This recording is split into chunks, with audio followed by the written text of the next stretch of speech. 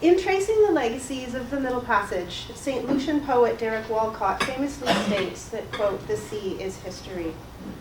The Middle Passage is not simply the geographical space of the Atlantic Ocean through which slave ships traveled, but also the site of genocide, an unmarked grave, and a trauma which obfuscates certain archives of memory.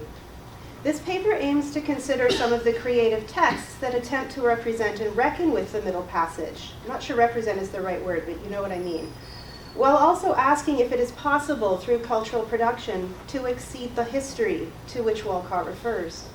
In invoking Walcott, I'm attempting to grapple with the ethical complexities of the twin forces of destruction and creation in the context of the Middle Passage. As one pushes us to linger on the enormity of the devastation, the other pulls us outward toward generative creations that emerge from this trauma. How then do we negotiate the profound paradoxes inherent in this? On the one hand, there is an ethical impetus to focus on creation in the midst of the physical, epistemological, and psychic devastation engendered by this trauma. At the same time, might there be a contradictory ethical impetus not to focus on creation, so as not to enact an erasure that might offer us some salve from the enormity of the destruction?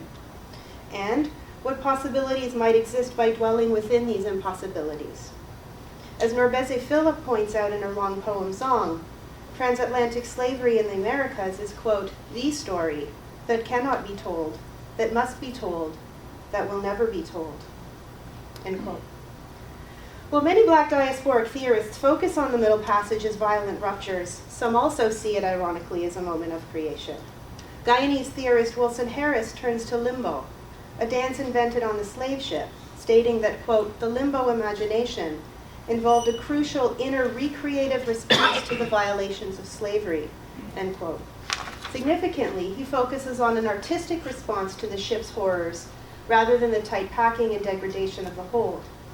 Regarding the Door of No Return, Dion Brand states, quote, "in some desolate sense, it was the creation place of Blacks in the New World diaspora, at the same time that it signified the end of traceable beginnings."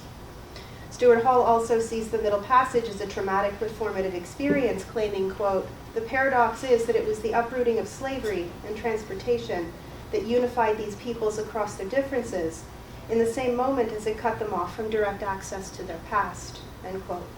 These emphases on creation encourage me to think further about creative texts and the important work they do in staging encounters with the Middle Passage. More to the point, considering these important acts of creation is to foreground what Harris, again thinking through his articulation of the limbo gateway, calls, quote, "the genuine possibilities of original change available to a people severely disadvantaged at a certain point in time," end quote. To not think about these creative acts in the context of the Middle Passage, then, is to potentially enact an erasure of these crucial modes and sites of resistance, both past and present. The ethical necessity of foregrounding creation in the midst of destruction is profound.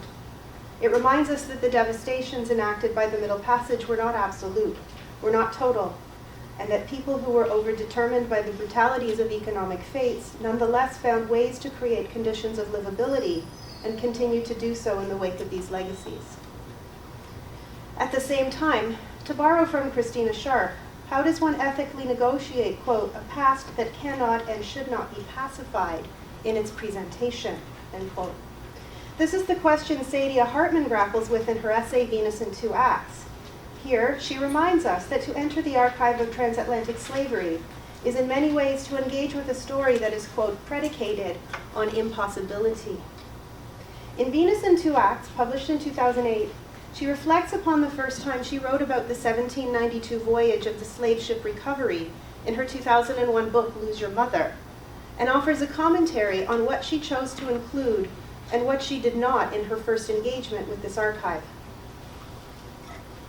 She points out that there were 2 young Black girls murdered aboard the slave ship Recovery on its 1792 voyage, but the captain, John Kimber, was only indicted for one of those murders.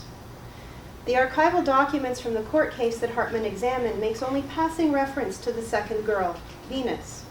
Hartman states that she did not engage with or write about this absented girl because, quote, "I feared what I might invent, and it would have been a romance." She says that she could have, quote, imagined Venus speaking in her own voice.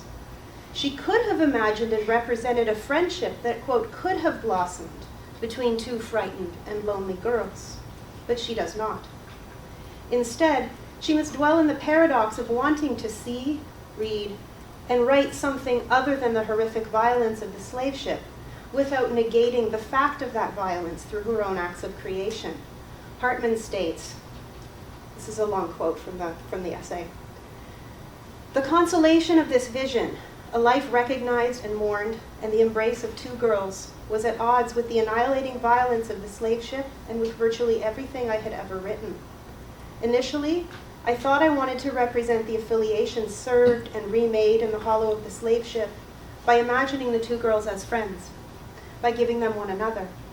But in the end, I was forced to admit that I wanted to console myself and to escape the slavehold with a vision of something other than the bodies of two girls settling on the floor of the Atlantic. I could not have arrived at another conclusion, so it was better to leave them as I had found them, two girls, alone."